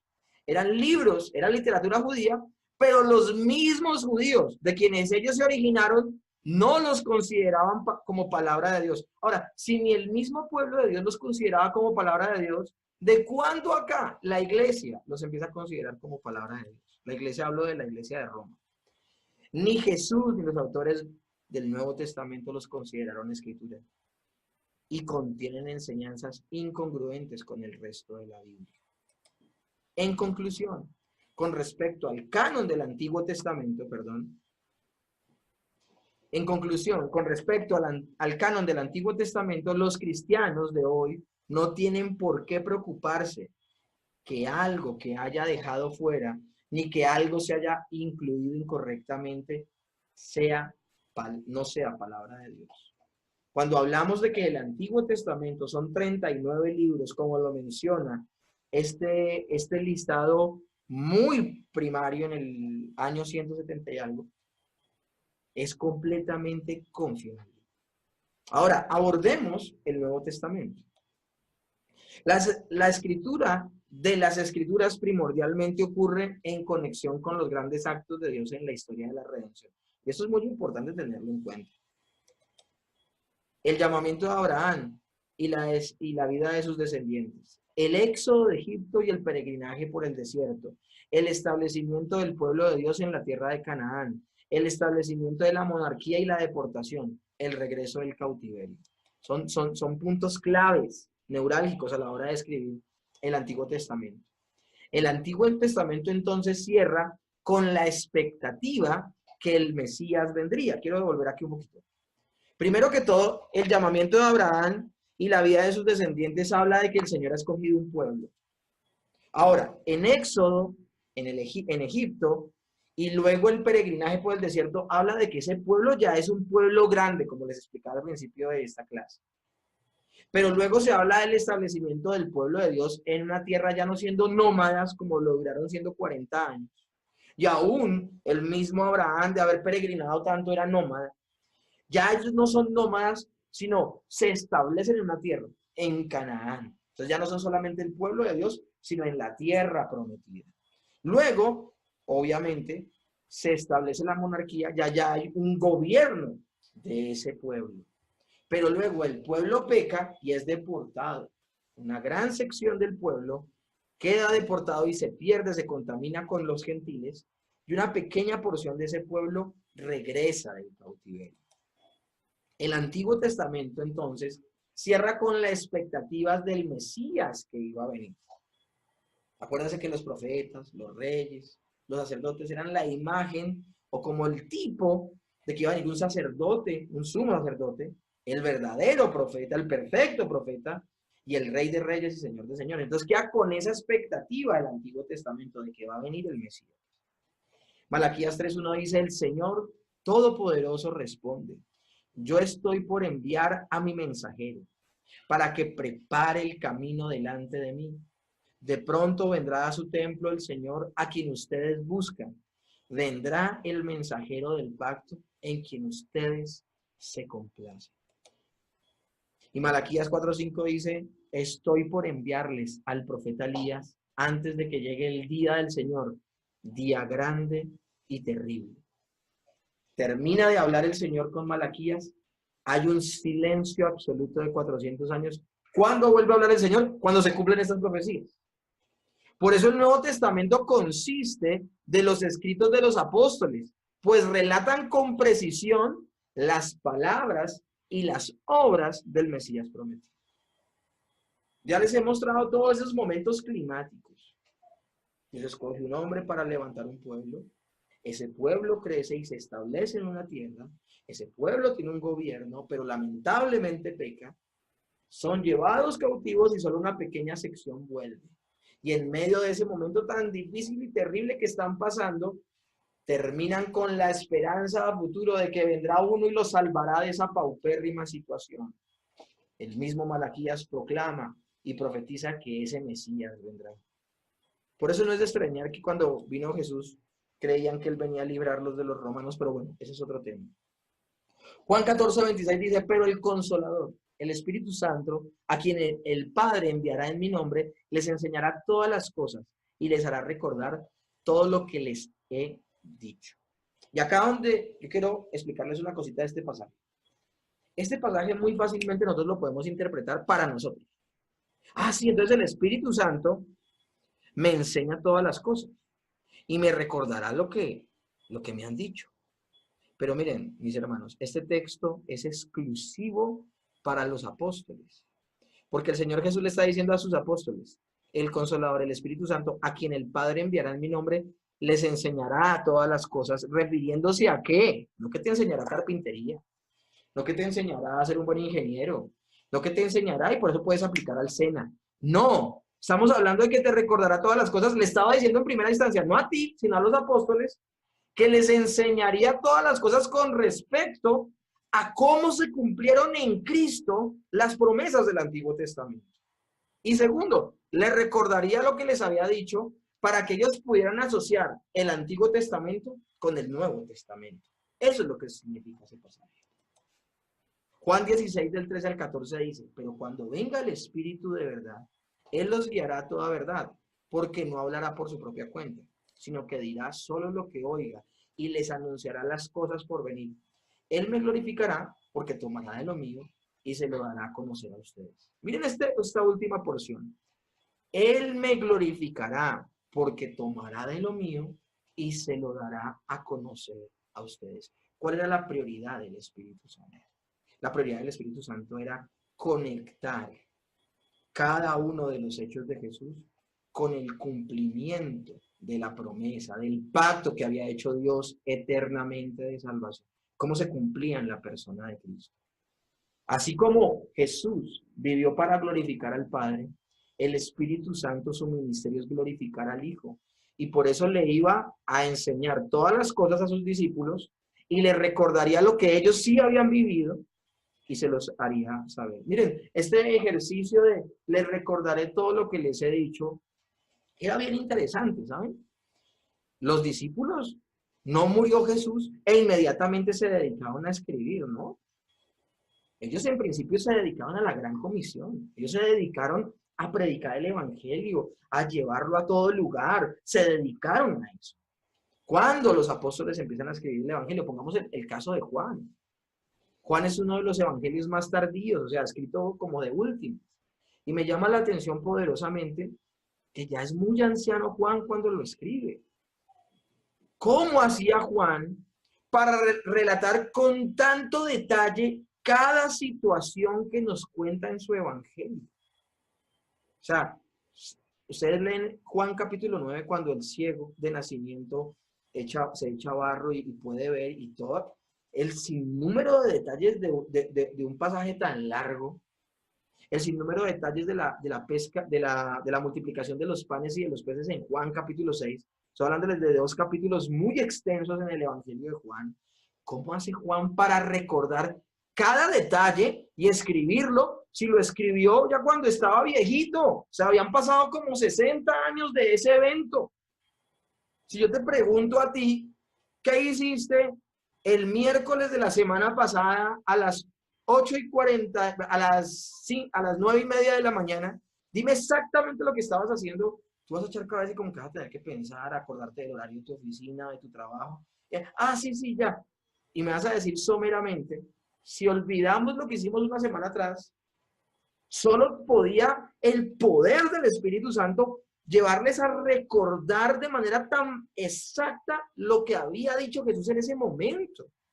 Maravilloso. Ahora, eso, recordar.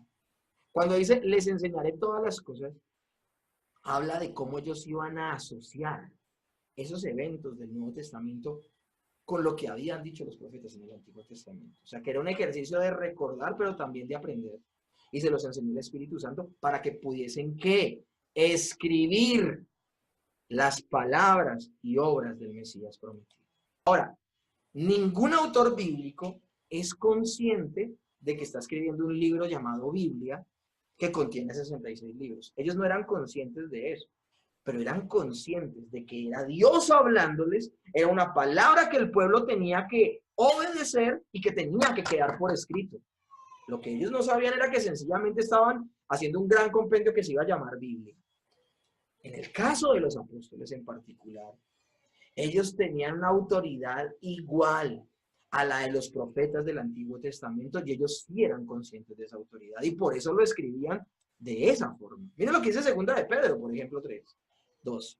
Recuerden las palabras que los santos profetas pronunciaban en el pasado y el mandamiento que dio nuestro Señor y Salvador por medio de los apóstoles. Mira, está equiparando y está diciendo, miren, al mismo nivel de los profetas y de Moisés están los apóstoles en el Nuevo Testamento. Primera de Corintios 14:37 dice, si alguno se cree profeta o espiritual, reconozca que esto que les escribo es mandato del Señor. Igualito como escribía Tobías, ¿no? Perdónenme si me equivoco en algo. Segunda de Corintios 13:3. Ya que están exigiendo una prueba de Cristo, habla por medio de mí. Eso se lo está diciendo Pablo a los que dudaban de su apostolado. Ya que están exigiendo una prueba de que Cristo habla por medio de mí. Y él decía, las señales de un apóstol tengo. Ahora, ¿cuáles eran las señales del apóstol? Los milagros y maravillas que hacía el apóstol Pablo. Primera de Tesalonicenses 2:13 dice, así que no dejamos de dar gracias a Dios, porque el oír ustedes la palabra de Dios que les predicamos, miren esto, así que no dejamos de dar gracias a Dios, porque al oír ustedes la palabra de Dios que les predicamos, la aceptaron, no como palabra humana, sino como lo que realmente es, palabra de Dios, la cual actúa en ustedes los creyentes. Miren, es que lo que pasó en Tesalónica es maravilloso. El apóstol Pablo dura como 2 o 3 semanas en Tesalónica Y solo con 2 o 3 semanas de predicación se levanta una iglesia verdadera, creyentes verdaderos que depositaron su fe y su confianza absolutamente en el Señor. Por eso lo dice Pablo. Dice, ustedes tomaron esas palabras como lo que eran, como palabra de Dios, y los exaltan. Maravilloso el libro de Tesalonicenses.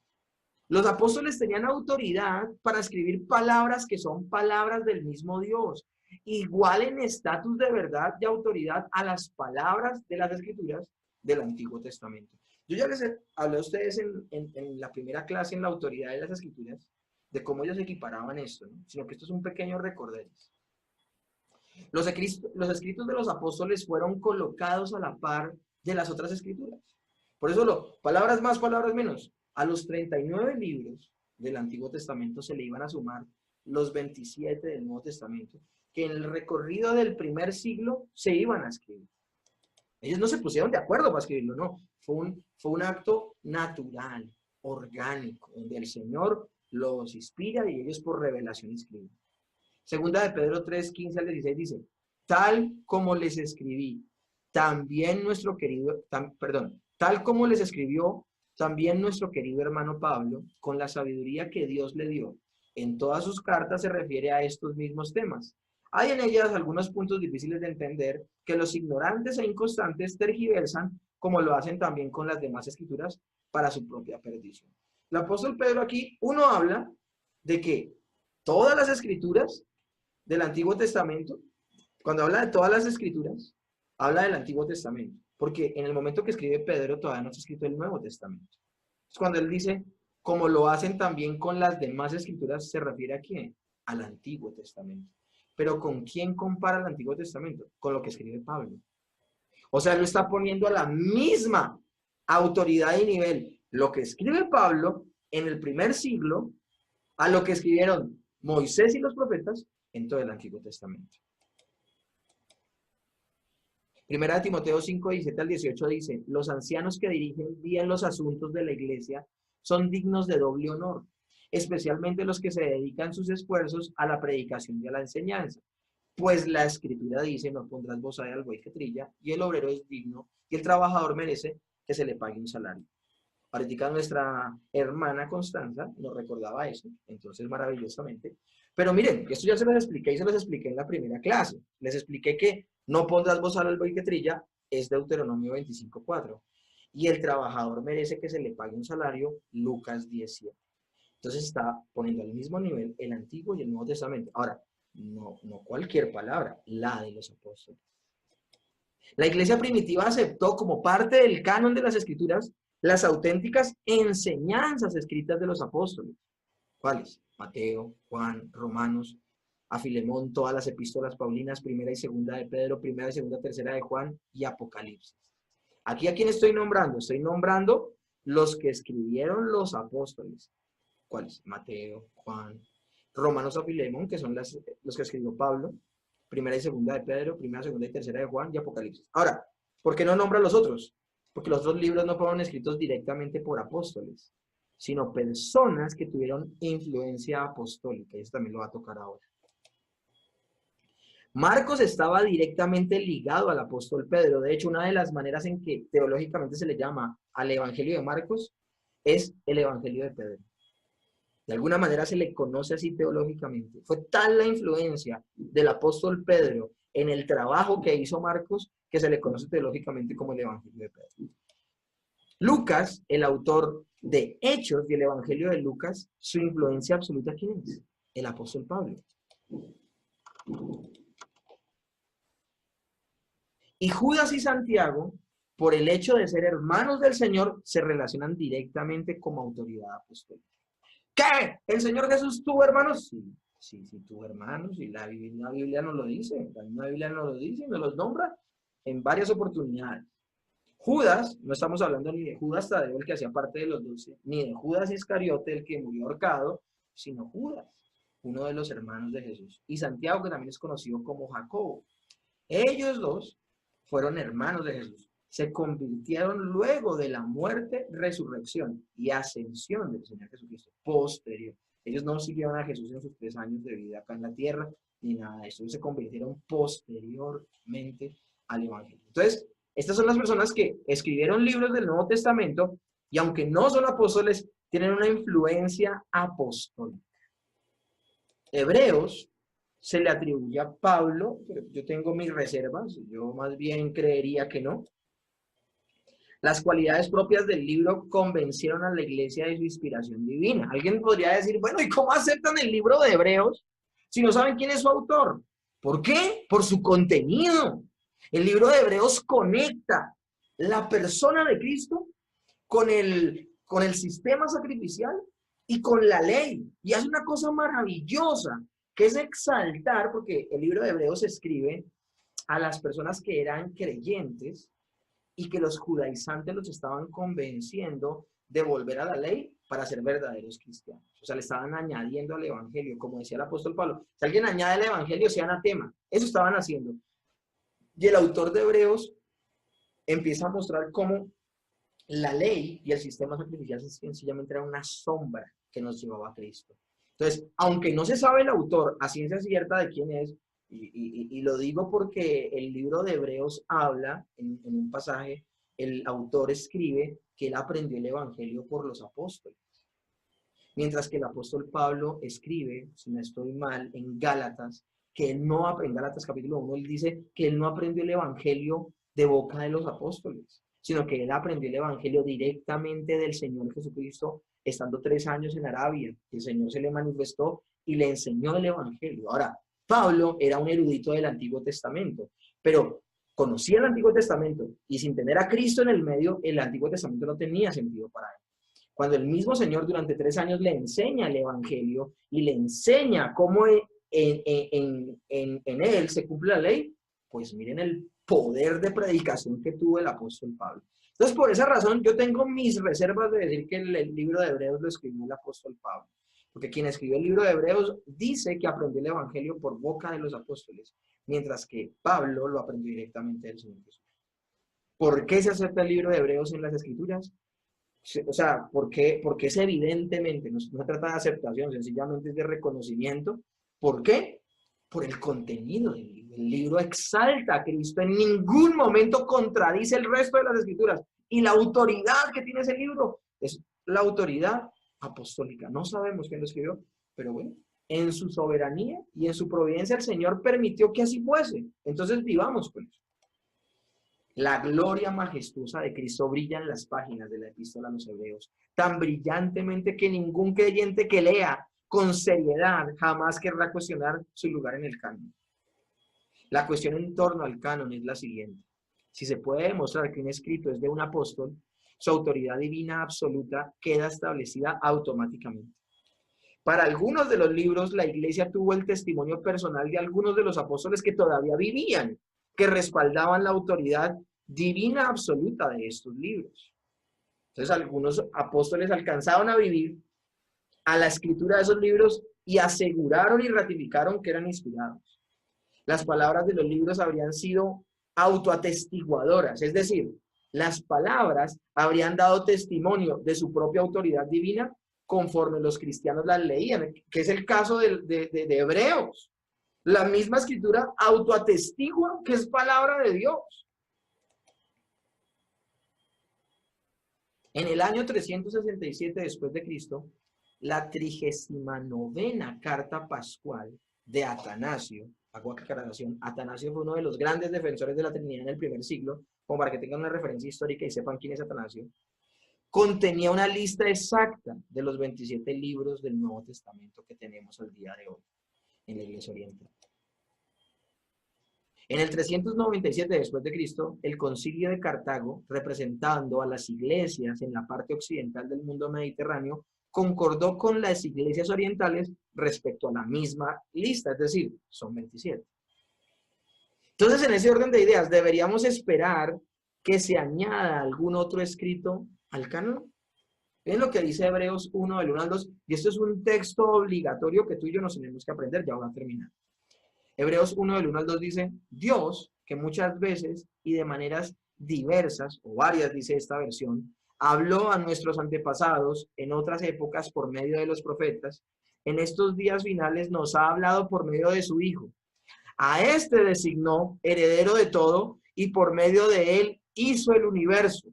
Ese texto nos está dejando ver que toda la revelación del Señor apuntaba a Cristo. Dios se reveló plenamente en Cristo. Y una vez que esa revelación ha quedado completa, no se debe esperar más. Entonces, en ese orden de ideas, nosotros tenemos un canon cerrado. Al día de hoy ya no se va a levantar ningún Josué que va a añadir cosas. No se va a levantar ningún Isaías que va a añadir cosas. El canon es cerrado. Entonces, ¿dónde aprendemos en cuanto a esta revelación por medio de Cristo? Los escritos del Nuevo Testamento contienen la interpretación final, autoritativa y suficiente de la obra de Cristo en la redención. En el Antiguo Testamento Dios habló en sombras, pero en el Nuevo Testamento habló claramente y conecta ambos testamentos, el Antiguo y el Nuevo, los conecta. Puesto que esta es la más grande revelación de Dios para la humanidad, no se debe esperar más revelación. El canon está cerrado. De hecho, por esa razón, cuando tú lees la Biblia, no dices, Dios me reveló. Tú dices, Dios me iluminó. Porque es que Dios ya lo reveló. ¿Y a quién se lo reveló? A los autores bíblicos, y por eso está escrito. Que tú leas y entiendas, sencillamente significa que tenías oscuridad en cuanto a ese tema y Dios te ilumina. Mas no quiere decir que en ese momento te está revelando. Aún el uso de estos términos es muy importante para el verdadero creyente. Tú no te puedes llevar una idea con la clase de hoy que el Señor te sigue revelando a ti cosas. No. Ya todo lo que el Señor tenía que hablar en el momento que se lo mostró a sus apóstoles, lo reveló. O que se lo mostró y se lo puso a escribir a los profetas y a Moisés. Ahí fue el momento en que lo reveló. Cuando tú lo lees y lo comprendes, sencillamente Dios te ilumina en esa verdad. Tenemos entonces un canon cerrado. Y nosotros vamos a hablar de este tema cuando hablemos del Espíritu Santo y de los dones del Espíritu Santo, porque al día de hoy la gente sigue diciendo que todavía se profetiza, que todavía se puede saber el futuro y todo este tipo de cosas. Bueno, si Moisés hablaba y todo lo que Dios le hablaba a Moisés quedaba escrito en la Biblia, y todo lo que Dios le hablaba a los profetas quedaba escrito en la Biblia, y todo lo que Dios le hablaba a los apóstoles quedaba escrito en la Biblia, si al día de hoy verdaderamente hay profetas y apóstoles, todas las babosadas que ellos hablarían sería un irrespeto que aparecieran en la Biblia. No digo más del asunto hasta que lleguemos a los dones del Espíritu Santo. Si alguien va a preguntar al respecto de esto, muérdase la lengua hasta que lleguemos a Espíritu Santo. Sencillamente quería aclararles algo, y es que Dios, como en un momento dado, entre el Antiguo y Nuevo Testamento, Él cayó por 400 años, hasta que volvió a hablar por el advenimiento del Señor Jesús. Así de manera providencial, Él ya dejó de hablar. Esta vez no aguardando a que algo suceda, porque es que ya todo sucedió y se cumplió en la persona de Cristo.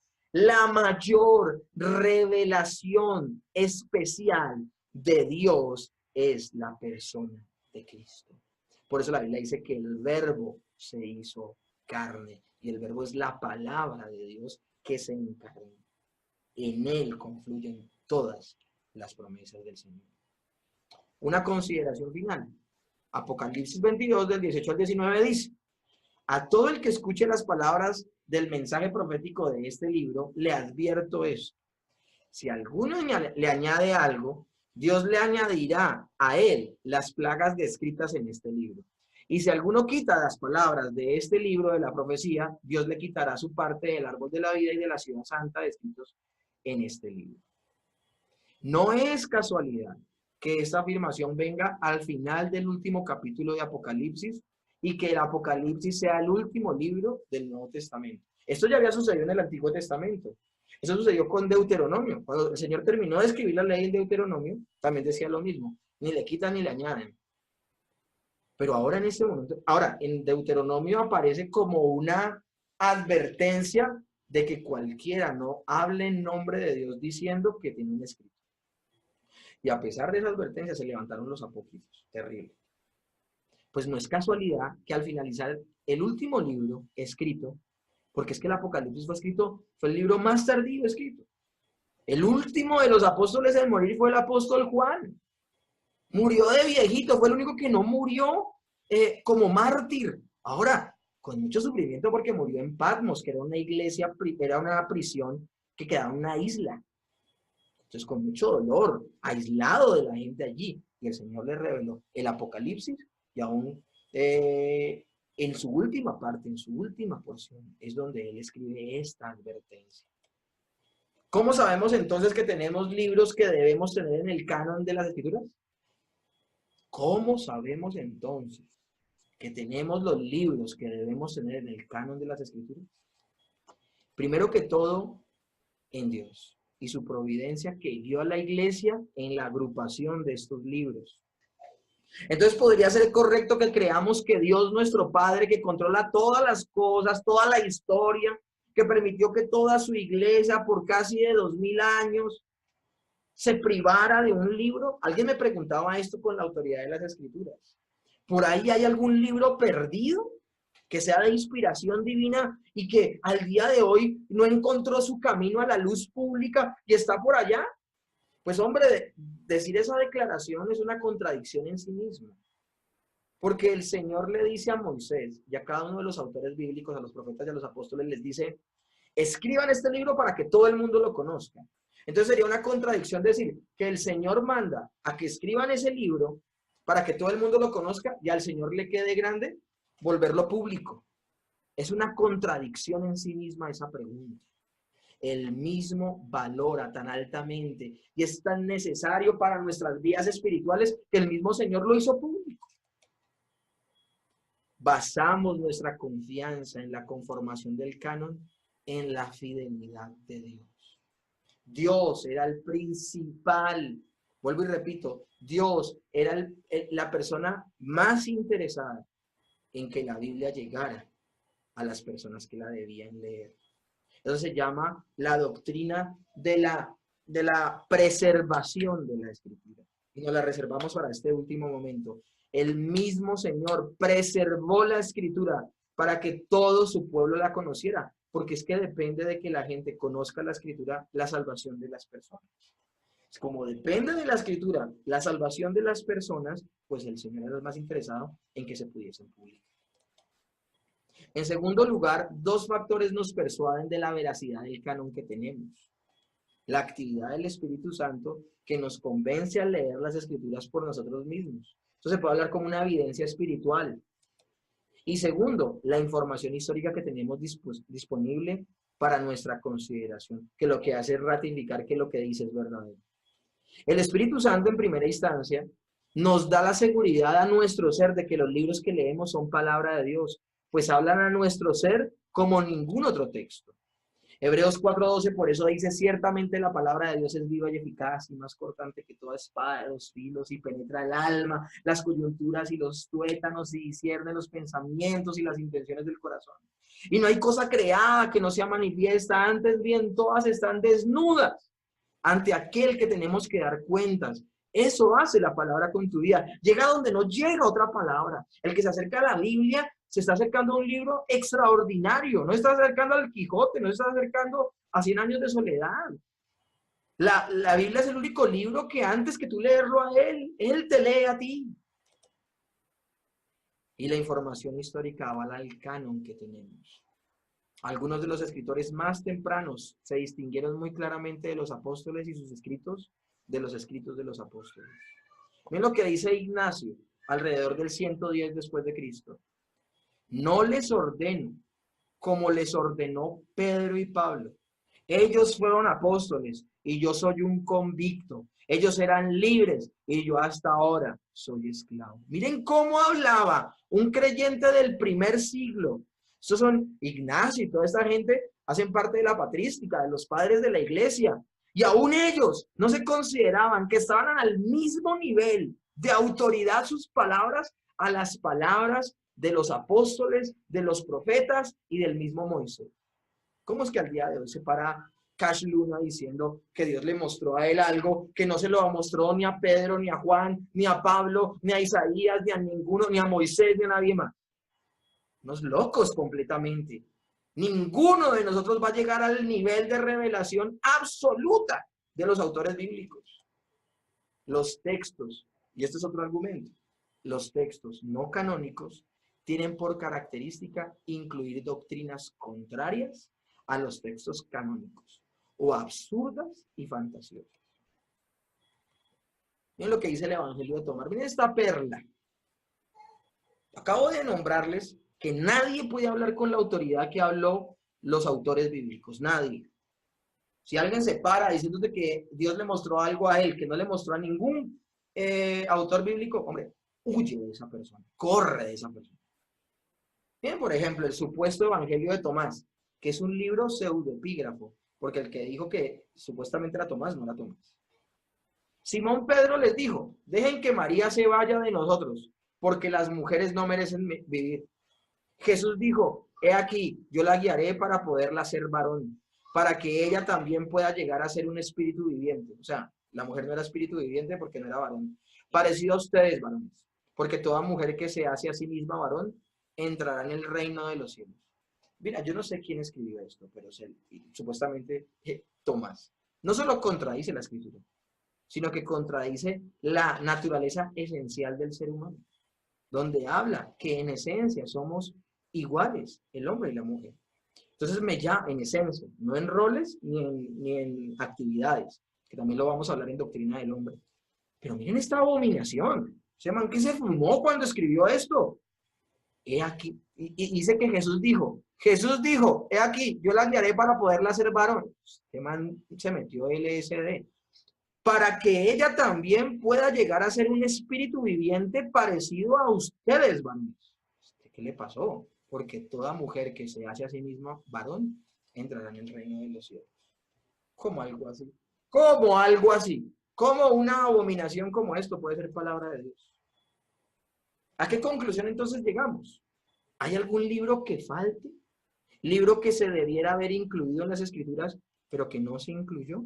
La respuesta categórica es no. El canon de las Escrituras hoy es exactamente lo que Dios quería que fuere y se quedará de esa manera hasta que Cristo vuelva.